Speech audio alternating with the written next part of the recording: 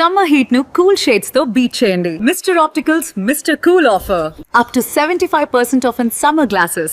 దాదాపు 2 నెలల పాటు క్రికెట్ ప్రేక్షకులను అభిమానులను ఉర్రూతులూగించినటువంటి ఐపీఎల్ సీజన్ ఇప్పుడు క్లైమాక్స్కి వచ్చేసింది. సో ఐపీఎల్ 2026 సంబంధించిన ఫినాలే మ్యాచ్ ప్రపంచంలోనే అతిపెద్ద క్రీడా స్టేడియం నరేంద్ర మోదీ క్రికెట్ స్టేడియంలో జరగబోతుంది. Gujarat versus RCB. ఈ మ్యాచ్లో గెలిచేదెవరు, కప్పుని పైకి ఎత్తేదెవరు? ముఖ్యంగా గిల్ మళ్ళీ తిరిగి తన కెప్టెన్సీలో మరోసారి ఈ కప్పును గెలిచే అవకాశం ఉందా, లేదంటే మళ్ళీ తిరిగి డిఫెండింగ్ ఛాంపియన్గా ఆర్సీబీ కొనసాగుతుందా? తెలుసుకునే ప్రయత్నం చేద్దాం. మనతో పాటున్నారు సీనియర్ స్పోర్ట్స్ అనలిస్ట్ వెంకటేష్ గారు. వెంకటేష్ గారు, good evening. Good evening Vijay గారు. సో క్లైమాక్స్కి వచ్చేసింది. అందరూ ఊహించినట్టుగానే ప్లే ఆఫ్స్లో ఫస్ట్ అండ్ సెకండ్ ప్లేస్లో ఉన్న వాళ్ళే మళ్ళీ యాజ్ ఇట్ ఈస్గా ఫైనల్కి వచ్చేసారు. సో ఈసారి గుజరాత్ ఏమన్నా అచ్చొచ్చినటువంటి తన హోమ్ గ్రౌండ్లో మళ్ళీ తిరిగి గెలిచే అవకాశం ఏమైనా కనిపిస్తుంది అనుకోవచ్చా? హోమ్ అడ్వాంటేజ్ డెఫినెట్గా ఉంటుంది వాళ్ళకి. ఎందుకంటే యాక్చువల్లీ అక్కడ ఫైనల్ జరగాల్సిన పరిస్థితి లేదు. ఫైనల్ ఎక్కడ జరగాలంటే బెంగళూరులో జరగాలి. బికాజ్ ఆర్సీబీ డిఫెండింగ్ ఛాంపియన్ కాబట్టి వాళ్ళకి ఆ ప్రివిలేజ్ ఉంటుంది. బెంగళూరులో కాకుండా అహ్మదాబాద్లో మ్యాచ్ పెట్టడానికి మెయిన్ రీజన్ ఏంటంటారు? మెయిన్ రీజన్ యాక్చువల్గా లాస్ట్ టైం ఛాంపియన్ ఆర్సీబీ కాబట్టి బెంగళూరులో మ్యాచ్ జరగాలి. అది ఐపీఎల్లో ఉన్న సాంప్రదాయం. ఓకే. కానీ ఒక పర్టికులర్ రీజన్ పెట్టి మళ్ళీ ఎప్పటిలాగే ఫైనల్ని అహ్మదాబాద్కి షిఫ్ట్ చేసి బీసీసీఐ అహ్మదాబాద్లోనే అన్ని ఫైనల్స్, వరల్డ్ కప్ ఫైనల్ అక్కడ జరగాలి, ఏ ఫైనల్ అక్కడ జరగాలన్నట్టుగా ఉంది. ఏమంటారంటే అక్కడ ఎమ్మెల్యేలు టికెట్లు అడుగుతున్నారు, కేఏసీఏ నుంచి డిమాండ్స్ సరిగ్గా లేవు అని చెప్పి అక్కడ లోకల్ క్రికెట్ అసోసియేషన్ కారణం పెట్టి మళ్ళీ ఇక్కడికి షిఫ్ట్ చేశారు. యాక్చువల్గా డిఫెండింగ్ ఛాంపియన్కి ఆ ప్రివిలేజ్ ఉంటుంది. వాళ్ళకి ఏంటంటే వాళ్ళు ఫైనల్ తమ గ్రౌండ్లో మళ్ళీ ఫైనల్కి వెళ్తే వాళ్ళ గ్రౌండ్లో ఆడుకునే అవకాశం ఉంటుంది. కానీ లాస్ట్ టైం గుజరాత్ కేవలం ప్లే ఆఫ్స్కి వెళ్ళింది తప్ప కనీసం ఫైనల్ కూడా రాలేదు. కానీ వాళ్ళకి ఇప్పుడు డెఫినెట్ హోమ్ అడ్వాంటేజ్ ఏర్పడింది. పర్టికులర్లీ శుభ్మన్ గిల్కి అక్కడ చాలా మంచి రికార్డు ఉంది. అహ్మదాబాద్లో ఎక్కడ బాగా ఆడినా, ఎక్కడ బాగా ఆడకపోయినా, ఫామ్లో ఉన్నా లేకపోయినా అహ్మదాబాద్లో ఎప్పుడు అతను బాగా ఆడతాడు. సో ఒక అండ్యూ అడ్వాంటేజ్ అక్కడ గుజరాత్ కలిగిందేమో నాకు అనిపిస్తుంది. సో బెంగళూరు అంతా కూడా ఒక్కసారిగా దాదాపు సుదీర్ఘంగా వెయిట్ చేసింది. ఎట్టకేలకు ఫస్ట్ టైం ఆర్సీబీ ఐపీఎల్ ట్రోఫీని గెలిచింది. మళ్ళీ తిరిగి అదే ఆనవాయితీని కొనసాగిస్తుందా? విరాట్ కోహ్లీ చేజింగ్ మాస్టర్గా చెప్పుకునే కోహ్లీ తిరిగి మళ్ళీ ఫామ్లోకి వచ్చి జట్టును ఏమైనా గెలిపించే అవకాశం ఉందంటారా అహ్మదాబాద్ గ్రౌండ్లో?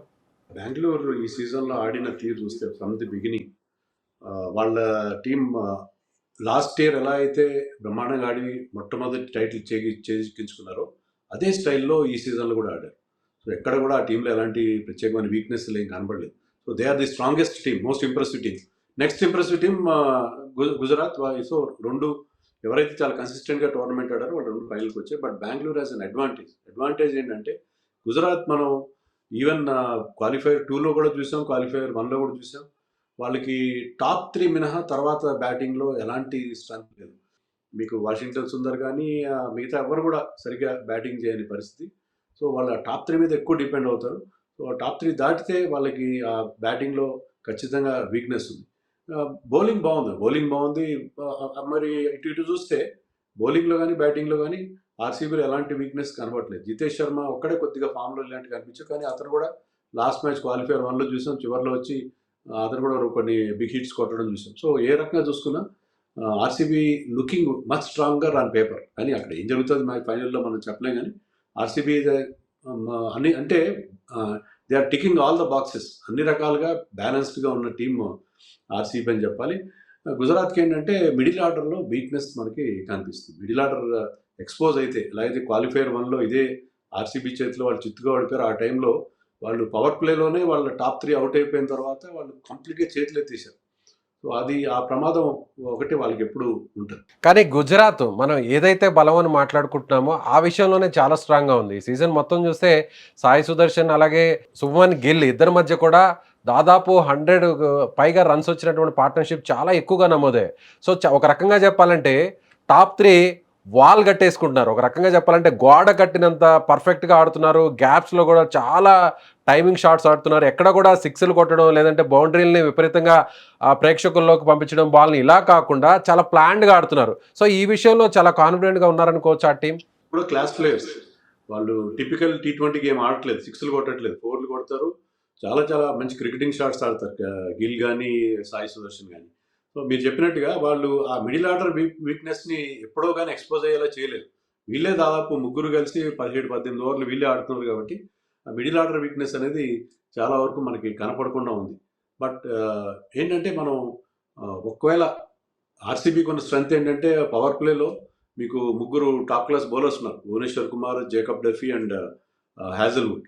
వీళ్ళు కనుక ఆ టాప్ 3ని అవుట్ చేస్తే, ఆ మిడిల్ ఆర్డర్ని ఎక్స్పోజ్ చేస్తే చాలా ప్రమాదం ఏర్పడే అవకాశం ఉంది. ఆర్సీబీ అలా కాదు. RCB no doubt Virat Kohli మీద, దేవదత్ పడిక్కల్, సాల్ట్ ఆడితే సాల్ట్, వెంకటేష్ అయ్యర్ వాళ్ళ మీద టాప్ ఆర్డర్ ఎలా ఉన్నా, తర్వాత పటీదార్ కానీ, even Krunal Pandya, Tim David వీళ్ళందరూ కూడా బాగా ఆడతారు.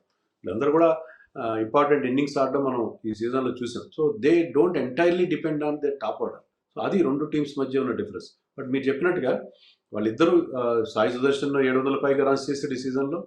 శుభ్మన్ గిల్ కూడా 700 పైగా రన్స్ చేశాడు. చాలా చాలా కన్సిస్టెంట్గా ఆడుతున్నారు. అందులో సూపర్ ఫామ్లో ఉన్నారు వాళ్ళు. ఎస్, అహ్మదాబాద్లో కూడా గుజరాత్కి ఒక అడ్వాంటేజ్ ఉన్నటువంటి హోమ్ గ్రౌండ్గా చెప్పుకోవాలి. సో మీరు అన్నట్టుగా కూడా ఫినాలే అక్కడే జరుగుతుంది కాబట్టి శుభమన్ గిల్ యాజ్ ఇట్ ఈస్గా ఆ మ్యాచ్లో ఆ గ్రౌండ్లో ఫామ్లో లేకపోయినా కూడా చాలా ఇన్నింగ్స్ని అక్కడ అద్భుతంగా ఆడినటువంటి హిస్టరీ మనం చూసాం. ఒకవేళ అదే రిపీట్ అయితే గుజరాత్కి అడ్వాంటేజ్గా మారే ఛాన్స్ ఉందంటారా? యా, ఐ రిమెంబర్ ఒక కొన్నేళ్ల క్రితం ఇదే ఒక ఎలిమినేటర్ అనుకుంటాను ప్లే ఆఫ్స్లో శుభ్మన్ గిల్ ఒంటి చేత్తో గెలిపించాడు ఆర్సీబీ మీద తమ టీంని. అప్పుడు కూడా అది ఐ థింక్ ఈ స్కోర్డ్ 100. సో అలాంటి ఎబిలిటీ అతనికి ఉంది. అందులోనూ అతను క్వాలిఫైర్ 2లో చేసే సెంచరీ ఎక్స్ట్రాడినరీ నాక్ అది. సో అతను ఉన్న ఫామ్లో అందులో అహ్మదాబాద్ అతను బాగా అచ్చొచ్చిన గ్రౌండ్. ఇండియాకి ఆడినా లేకపోతే వాళ్ళ ఫ్రాంచైజీకి ఆడినా కూడా అద్భుతంగా ఆడతారు అహ్మదాబాద్లో. సో అందుకని శుభ్మన్ గిల్ చాలా పెద్ద డేంజర్గా ఉంటాడు ఆ టీంకి. సో ఆర్సీబీ మనకి ఆన్ పేపర్ స్ట్రాంగ్గా కనిపిస్తుంది, మోర్ బ్యాలెన్స్డ్గా కనిపిస్తుంది మాట నిజమే. కానీ ఆ హోమ్ అడ్వాంటేజ్ క్రౌడ్ కూడా అక్కడ లక్ష కాకుండా 1,20,000 మంది క్రౌడ్ ఉంటారు. వాళ్ళు ఎక్కువగా లోకల్ టీమ్ సపోర్ట్ చేస్తారు. సో ఆ సపోర్ట్ కూడా వాళ్ళకి చాలా బాగా ఆ తర్వాత familiarity with the conditions, pitch ఇవన్నీ వాళ్ళకి చాలా అనుకూలంగా మారే అవకాశం. Right sir, thank you sir, thank you so much.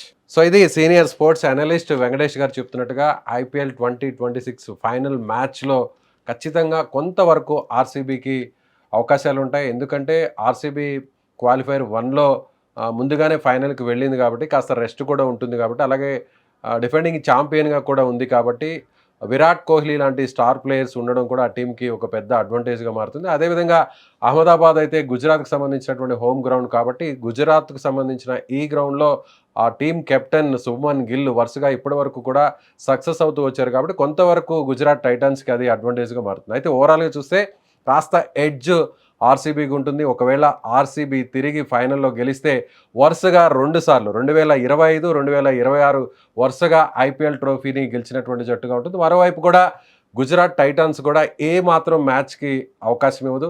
So Gujarat కూడా ఆర్సీబీతో నువ్వు నేనా అన్నట్టు తలపడిపోతుంది. సో అద్భుతమైనటువంటి ఫీస్ట్ అయితే ఆదివారం జరిగే IPL 2026 ఫైనల్ మ్యాచ్ ప్రేక్షకులకు, అభిమానులకు, టీవీల ముందున్నటువంటి కోట్లాది మంది క్రికెట్ అభిమానులు, ప్రేక్షకులకు ఇవ్వబోతుందని చెప్పవచ్చు. సో మీరేమనుకుంటున్నారు? ఎవరు గెలుస్తారు? ఈ మ్యాచ్లో హీరో అయ్యేది ఎవరు? సో విన్ చేయించేటువంటి క్రికెటర్ ఎవరు? మీ అభిప్రాయాన్ని కామెంట్ చేయండి.